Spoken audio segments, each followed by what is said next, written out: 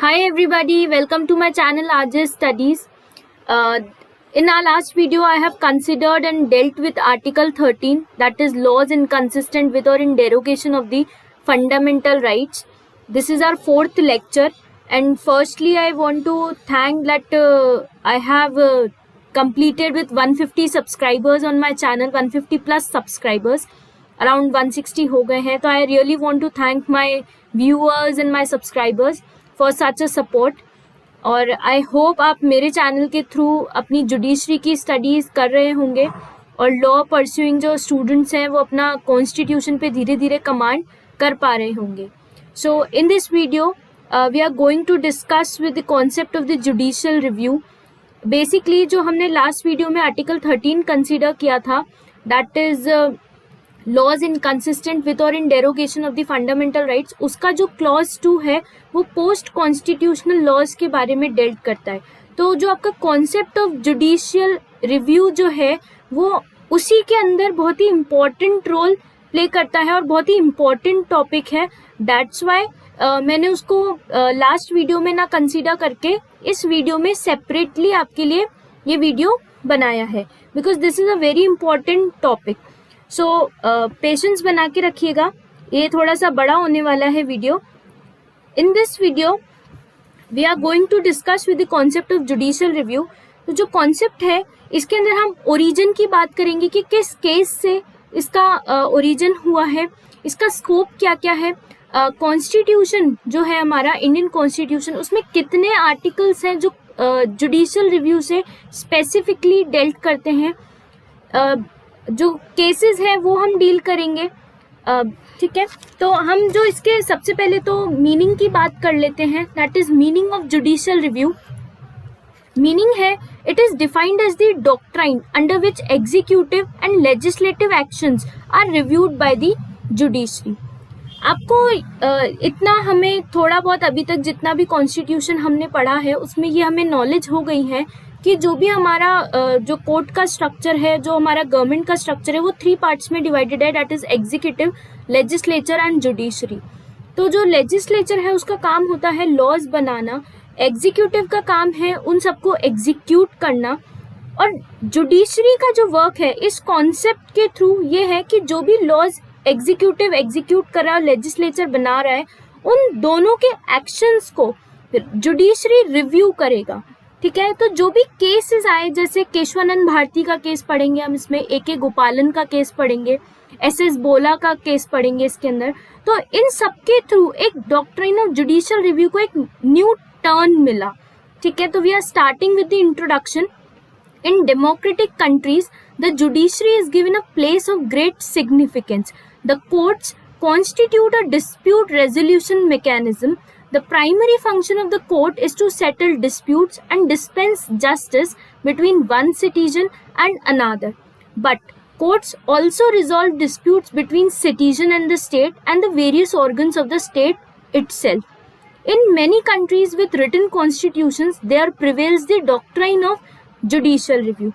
जहाँ पर भी आपको रिटन कॉन्स्टिट्यूशंस मिलेंगे और जो जुडिशरी एक ग्रेट सिग्निफिकेंस रोल प्ले कर रहा है, तो वहाँ पे प्राइमरी फंक्शन है कोर्ट्स का to settle the disputes, right.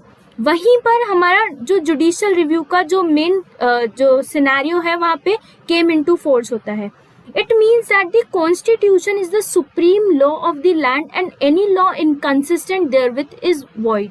Basically जो भी कोर्ट का काम है, जो हमारा अपेक्स कोर्ट है, सुप्रीम कोर्ट है, उसका काम यही है कि जो भी कॉन्स्टिट्यूशन लॉज बना रहा है उसको एनफोर्स में लाना. ठीक है, this is mentioned in the introduction. Origin की बात कर रहे हैं तो जो डॉक्ट्राइन है जुडिशियल रिव्यू की वो मरबरी वर्सेस मैडिसन के केस में आई थी 1803 के अंदर. तो आई am reading this for you.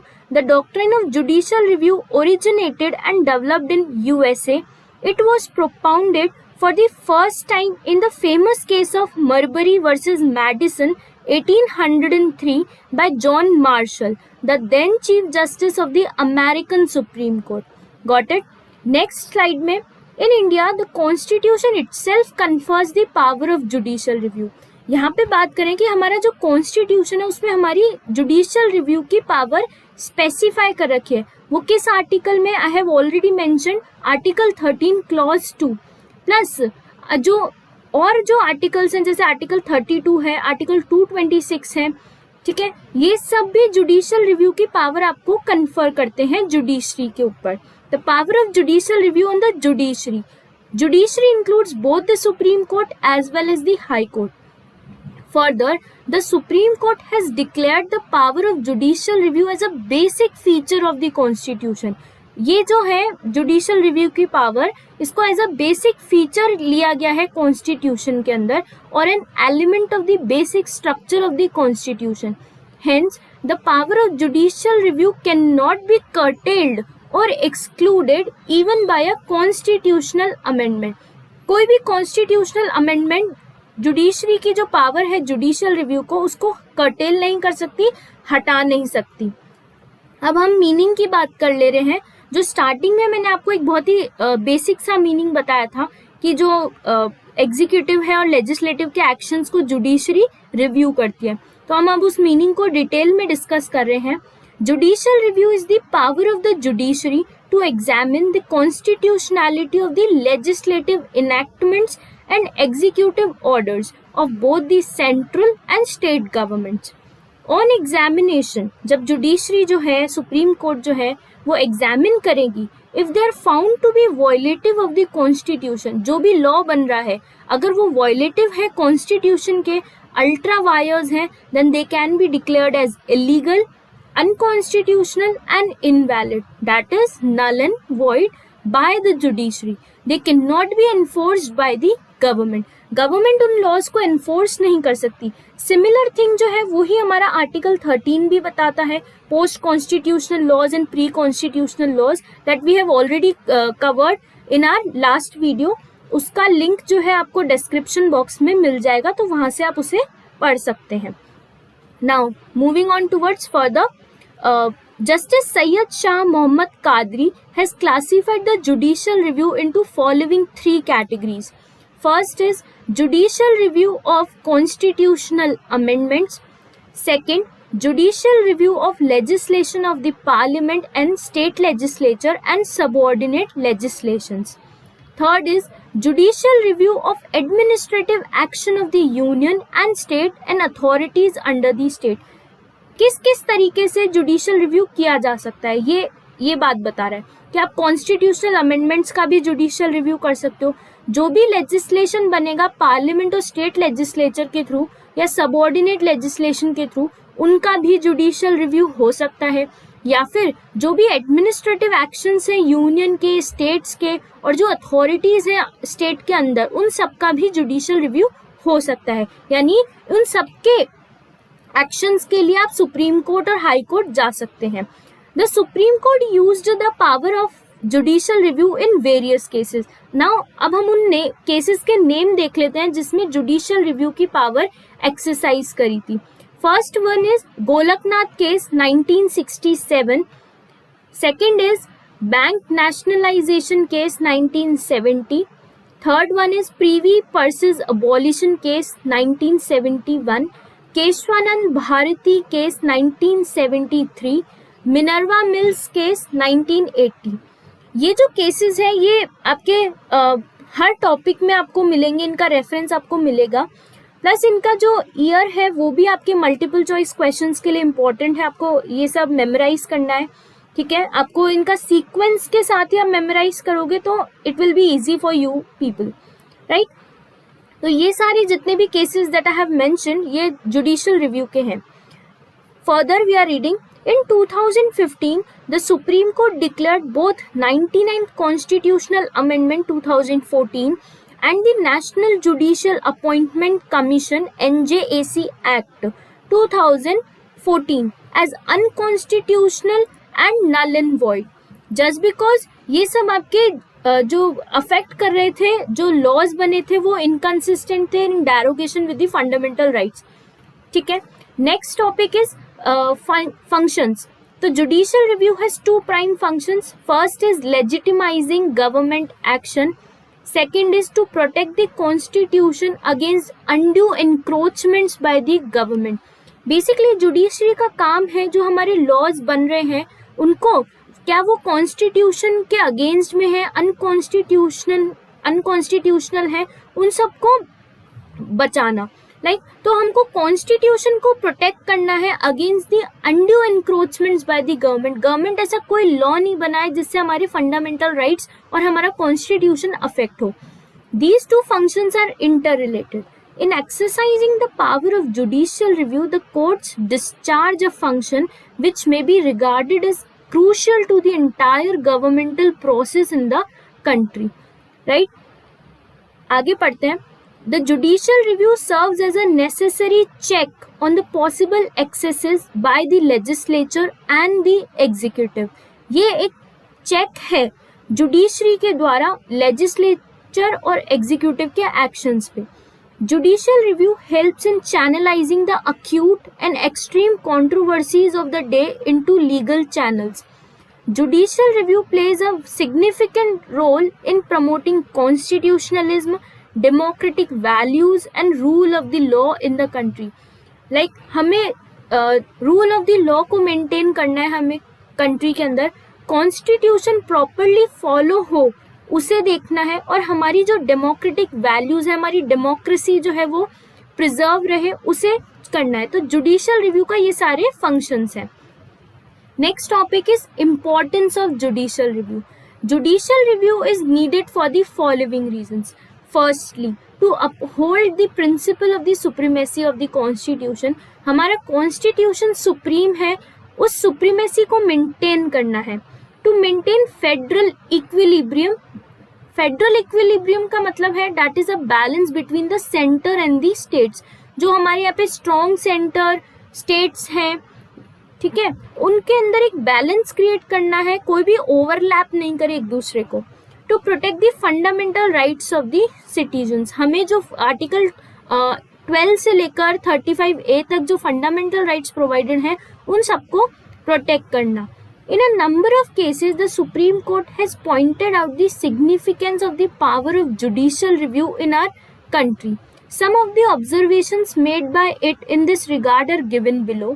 First, in India, it is the constitution that is supreme and that a statute law to be valid must be in conformity with the constitutional requirements, and it is for the judiciary to decide whether any enactment is constitutional or not. ये line आपको ये explain करना चाह रही है कि जो हमारा कॉन्स्टिट्यूशन है वो सुप्रीम है. अगर किसी स्टैट्यूट लॉ को वैलिड करवाना है तो उसके लिए इम्पोर्टेंट ये है कि वो जितनी भी कॉन्स्टिट्यूशनल रिक्वायरमेंट्स हैं उनको फुलफिल करे, उनके कंफर्म करे. फिर उसके बाद जुडिशरी डिसाइड करेगी कि वेदर एनी स्टैट्यूट लॉ और एनी इनैक्टमेंट इज कॉन्स्टिट्यूशनल और not. Further, our constitution contains express provisions for judicial review of legislation as to its conformity with the constitution. This is especially true as regards the fundamental rights to which the court has been assigned the role of sentinel on the qui vive. Next slide says, as long as some fundamental rights exist and are a part of the constitution, the power of judicial review has also to be exercised with a view to see that the guarantees afforded by these rights are not contravened. The constitution is supreme lex. Supreme lex matlab the permanent law of the land, and there is no branch of the government above it. Every organ of the government, be it the executive or the legislature or the judiciary, derives its authority from the constitution, and it has to act within the limits of its authority. This line is very simple to understand. जो भी हमारे organs है government के, whether the executive, legislature, judiciary, ये सब हमारे constitution को follow करें और ये जो authority derive करते हैं वो constitution से ही derive करते हैं. And all these organs have to act within the limits of its authority. हम एक केस डील कर रहे हैं, that is Chief Justice Ahmadi in L Chandra Kumar versus Union of India 1997 का केस है. द जजेस of the Supreme Court have been entrusted with the task of upholding the Constitution and to this end have been conferred the power to interpret it. ठीक है, जो Supreme court के जजेस थे उनके पास ये टास्क आया, उनके पास ये काम आया कि वो कॉन्स्टिट्यूशन को ऊपर रखें और जो भी लॉज आ रहे हैं उनको इंटरप्रेट करें उसी के कंटेक्स्ट में. It is they who have to ensure that the balance of power envisaged by the constitution is maintained and that the legislature and the executive do not, in the discharge of their functions, transgress constitutional limitations. ठीक है, जो भी executive और legislature है वो with in the limits काम करे, वो कॉन्स्टिट्यूशनल लिमिट्स में ही वर्क करे. Next case is S Bola versus B Sharma. Justice Ramaswamy जो है 1997 का केस है, उसमें ये हेल्ड हुआ, the founding fathers very wisely therefore incorporated in the constitution itself the provisions of judicial review so as to maintain the balance of federalism. Federal equilibrium की हमने पहले वाली स्लाइड में भी बात करी है. to protect the fundamental rights and the fundamental freedoms guaranteed to the citizens and to afford a useful weapon for availability, availment and enjoyment of equality, liberty and fundamental freedoms and to help to create a healthy nation. The function of judicial review is a part of the constitutional interpretation itself. It adjusts the constitution to meet new conditions and needs of the time. Basically इस case में यही held हुआ कि जो भी preamble जो हमें provide करता है, इक्वालिटी, लिबर्टी, जो भी हमको नेशनलिज्म की जो फीलिंग है जो हमें कॉन्स्टिट्यूशन से प्रोवाइडेड है, उन सबको प्रोटेक्ट करें. ठीक है, कॉन्स्टिट्यूशन का इस तरीके से इंटरप्रिटेशन हो कि जो भी हमारे फंडामेंटल राइट्स हैं उनको अफेक्ट ना हो, ऐसा कोई भी लॉ नहीं बने जो हमारे फंडामेंटल राइट्स को अफेक्ट करे. अब हम बात करेंगे नेक्स्ट टॉपिक के अंदर कि कॉन्स्टिट्यूशन के अंदर कितने आर्टिकल्स हैं जो जुडिशियल रिव्यू से डेल्ट करते हैं. So our next topic is constitutional provisions for judicial review. I am reading this for you. Though the phrase judicial review has nowhere been used in the constitution, judicial review particularly कहीं भी mentioned नहीं है. The provisions of several articles explicitly confer the power of judicial review on the Supreme Court and the High Court. These provisions are explained below. First is very important, Article 13. अगर आपसे interview में कहीं भी question पूछा जाए या आपसे mains के पेपर में क्वेश्चन पूछा जाए तो सबसे पहले आप आर्टिकल 13 ही मेंशन करेंगे जिसका क्लॉज 2 है जो आपका जुडिशियल रिव्यू से डील करता है. तो it says declares that all laws that are inconsistent with or in derogation of the fundamental rights shall be null and void. Article 32. Article 32 it's a very known article जो हम constitutional remedies जो हम पढ़ते हैं. Basically ये mention कर रहा है the guarantees the right to move the Supreme Court for the enforcement of the fundamental rights and empowers the Supreme Court to issue directions or orders or writs for that purpose. 5 type की writs हम जब article 32 पढ़ेंगे तो I will explain you at that time. Writ of certiorari, writ of quo warranto, prohibition. ठीक है, next slide mentions that article 131 also deals with the original jurisdiction of the Supreme Court in center state and interstate disputes. इसमें भी आप judicial review लगा सकते हैं. article 132 provides for the appellate jurisdiction of the Supreme Court in constitutional cases, right? Next is article 133 which provides for the appellate jurisdiction of the Supreme Court in civil cases. Article 134 provides for the appellate jurisdiction of the Supreme Court in criminal cases.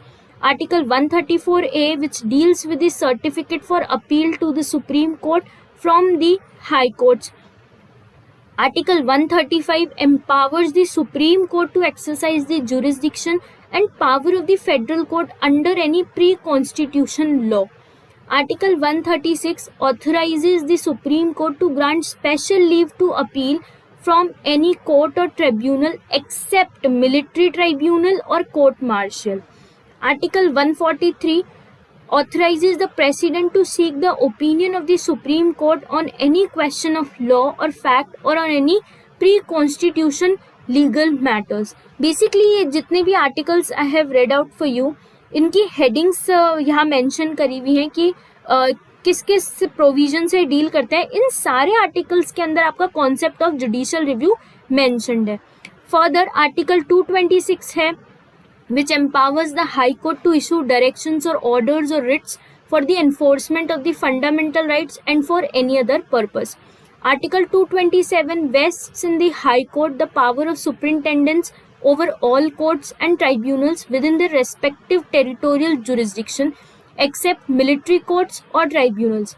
Basically जो आपका article 226 है वही जो article 32 जो आपका deal करता है Ritz से, सिमिलर पावर्स जो है आपको यहाँ पे हाई कोर्ट के अंदर प्रोवाइडेड है, right.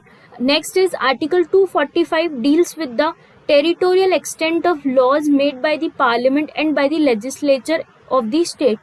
Next article 246 deals with the subject matter of laws made by Parliament and by the legislature of the states, that is union list, state list and concurrent list. ये 3 types of list आपको mentioned है। ये जब मैंने आपको features वगैरह पढ़ाए थे तब भी वहाँ पे एक्सप्लेन किया था। सिमिलरली जब आप कॉन्स्टिट्यूशन का बेयर एक्ट उठाएंगे तब एंड में आपको लिस्ट मेंशन्ड है, वहाँ पे बहुत सारे आइटम्स मेंशन्ड है, राइट।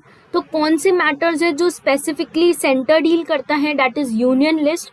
कौन से मैटर्स है जो स्पेसिफिकली स्टेट लिस्ट में मेंशन्ड है, जो स्टेट कंसीडर करता है। इन कॉन्करेंट लिस्ट में जितने भी मैटर्स हैं वहाँ पर यूनियन और सेंटर दोनों की कंसीडरेशन होती है, तो वहाँ दोनों डील कर सकते हैं। Next article is 251 and 254 provides that in case of a conflict between the central law and the state law, ठीक है, the central law prevails over the state law and the state law shall be void. Next is Article 372 deals with the continuance in the force of the pre-constitution laws. Next slide के अंदर हम scope की बात करेंगे, judicial review का scope की। जो scope है जुडिशियल रिव्यू का वो बहुत वाइड है, ठीक है। तो आई am reading this for you. The constitutional validity of a legislative enactment or an executive order can be challenged in the Supreme Court और in the High court on the following 3 grounds. In grounds पर आप judicial review पे challenge कर सकते हो और supreme court और high court जा सकते हो। First is if it infringes the fundamental rights. Fundamental rights आपके पार्ट 3 के अंदर मेंशन्ड है। Second is it is outside the competence of the authority which has framed it. जिस भी अथॉरिटी ने जो लॉ बनाया है वो उसकी कॉम्पिटेंस से बाहर है तो भी आप जा सकते हो। Third is it is repugnant to the constitutional provisions. Constitution के किसी भी प्रोविजन को अफेक्ट कर रहा है, रिपग्नेंट है उस प्रोविजन, तो भी आप जुडिशियल रिव्यू में जा सकते हो। अब हम 9th शेड्यूल से रिगार्डिंग एक इम्पॉर्टेंट केस पढ़ेंगे जुडिशियल रिव्यू में, दैट इज IR कोहिलो का जजमेंट है, IR Coelho versus state of Tamil Nadu 2007 का। इसमें क्या कह रहा है, The Supreme Court ruled that there could not be any blanket immunity from judicial review of laws included in 9th schedule। कोई भी blanket immunity provide नहीं होगी judicial review से, जो भी laws आपके 9th schedule के अंदर included हैं। The court held that judicial review is a basic feature of the constitution and it could not be taken away, मतलब लिया नहीं जा सकता, taken away by putting a law under 9th schedule. It said that the laws placed under the 9th schedule after 24th April 1973 are open to challenge in court if they violate fundamental rights guaranteed under Article 14, 15, 19 and 21 or the basic structure of the Constitution. Basically आपका ये case यही mention कर रहा है कि judicial review जो है वो आपका बेसिक फीचर है कॉन्स्टिट्यूशन का, ठीक है, और आप कोर्ट में जा सकते हो, चैलेंज कर सकते हो जो भी लॉज हैं 9th शेड्यूल में जो इंक्लूडेड है, if they are violating the fundamental rights. और फंडामेंटल राइट्स के स्पेसिफिकली इसमें आर्टिकल मेंशन्ड है 14, 15, 19, 21, ठीक है, और the basic structure of the Constitution, ठीक है। क्लियर हुआ ये। Next is spirit of the Constitution. जब हम स्पिरिट की बात कर रहे हैं तो हम उसमें क्या डील कर रहे हैं, the Supreme Court has emphasised that it will confine itself to the written text of the Constitution. जो भी पर्टिकुलरली आर्टिकल्स में मेंशन्ड है, प्रीएम्बल में मेंशन्ड है, उसी को जो सुप्रीम कोर्ट है एम्फेसाइज करेगा and not take recourse to any abstract concept like the spirit of the Constitution. Spirit of the Constitution को इम्पोर्टेंस नहीं दी जाएगी। सुप्रीम कोर्ट इम्पोर्टेंस देगा किसको? Written text of the Constitution को। अब इसके रिगार्डिंग एक केस पढ़ रहे हैं हम, डॉक्ट्राइन A.K. गोपालन versus state of Madras, AIR 1950। इस केस के अंदर doctrine of prospective over ruling आया था। चीफ जस्टिस कानिया ने इसका जजमेंट दिया था। अब इसमें क्या हेल्ड हुआ? That the courts are not at liberty to declare an act void because in their opinion it is opposed to a spirit supposed to pervade the constitution but not expressed in words. In Golaknath, 5 out of 11 judges took recourse to the doctrine of prospective overruling. While holding that parliament would not amend fundamental rights, they declared that this norm would operate only in the future and not retrospectively. Article 13 जब मैंने आपको पढ़ाया था तब मैंने आपको prospective और retrospective words के मीनिंग बताए थे, उसी को इस केस के अंदर यहाँ पे इलैबोरेटली डिस्कस किया है। Got it? This meant that none of the amendments made to the fundamental rights are up to date of the Golaknath decision would be invalidated. Thus, while all amendments made to the fundamental rights till Golaknath were to remain effective, अभी तक जितने भी amendments हुए थे fundamental right में उन सबको effect में लिया जाएगा। Thereafter, Parliament was not to be competent to modify fundamental rights. लेकिन उसके बाद पार्लियामेंट अपनी मर्जी से मॉडिफाई नहीं कर सकती है फंडामेंटल राइट्स को। They have to consider the basic structure of the Constitution. Last case is Kesavananda Bharati versus state of Kerala, 1973 का केस है। इसमें ये मेंशन हुआ, as long as some fundamental rights exist and are a part of the Constitution, the power of judicial review has also to be exercised with a view to see that the guarantees afforded by these rights are not contravened. Judicial review has thus become an integral part of our constitutional system. अब judicial review जो है वो हमारा basic structure का part है, integral part है constitution का, ठीक है। बिकॉज अल्टीमेटली डिस्कशन यही है कि पार्लियामेंट ऐसा कोई लॉ नहीं बनाए जो कि इन डेरोगेशन हो या फिर इन कॉन्ट्रावेंशन हो फंडामेंटल राइट्स के। I hope I am able to clear judicial review concept to you people. और अगर आपको मेरा वीडियो जो है पसंद आया है, आप अपने कॉन्सेप्ट्स धीरे धीरे क्लियर कर पा रहे हैं मेरे साथ कॉन्स्टिट्यूशन के, तो मेरे चैनल को लाइक कर दीजिए, मेरी वीडियो को लाइक कर दीजिए और चैनल को सब्सक्राइब कर लीजिए। और जो पुरानी वीडियोस के जो भी लिंक है वो आपको डिस्क्रिप्शन बॉक्स में अवेलेबल हो जाएंगे। And still if you have any queries so please let me know in the comment section. I am here to solve all your queries, ठीक है। Thank you so much for today.